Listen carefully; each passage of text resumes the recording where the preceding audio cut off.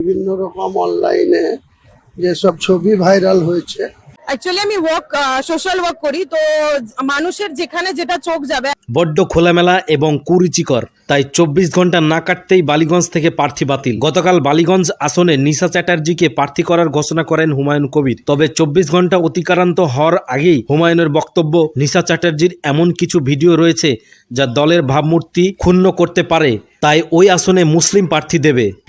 উনি একজন সেলিব্রিটি এটাই জানতাম, কিন্তু প্রার্থী ডিক্লেয়ার করার আধ ঘন্টার মধ্যেই টিএমসির আইটি সেলের বা বিভিন্ন রকম অনলাইনে যেসব ছবি ভাইরাল হয়েছে, তাতে আমার মনে হয়েছে যে বিধানসভার মতো পবিত্র জায়গায় পাঠানোর জন্য বা আইন প্রণয়নকারী সদস্য হিসাবে পাঠানোর জন্য মানুষ আমাকে ভুল বুঝতে পারে।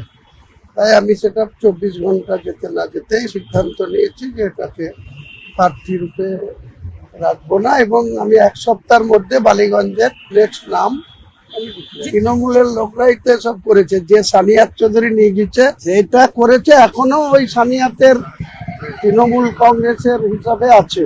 তো সে যে প্ল্যান করে আমাদের কিছু লোককে দিয়ে ওটা ডায়াসে তুলে করেছিল, আমার তো সিদ্ধান্ত নিতে কোনো দেরি হয় না।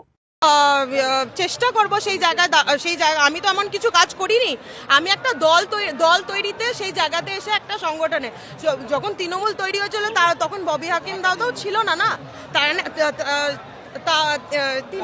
তারপরেও তাকে নিয়ে আসা হয়েছে।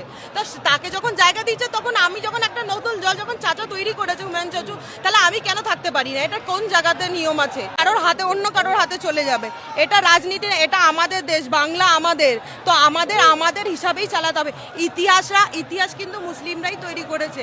যেমনি আমরা আমাদের ধর্ম হিন্দুরাও তৈরি করেছে, তেমনি মুসলিমরাও ইতিহাস সেই জন্যই বলে মোগল জামানা।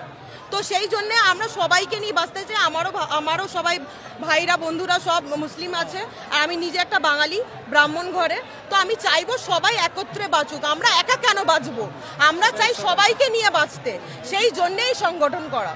অ্যাকচুয়ালি আমি সোশ্যাল ওয়ার্ক করি, তো মানুষের যেখানে যেটা চোখ যাবে। এখন চাচার চোখ গেছে আমার উপরে, তো চাচা আমাকে দেখেছে যে আমি একটা ভালো কাজ করি বা ভালো কাজ কাজের সাথে যুক্ত থাকি, তো সেই হিসাবে আমাকে যে এই পার্টিতে নিয়ে এসছে, নতুন মুখ নতুন জায়গা দেখা দরকার।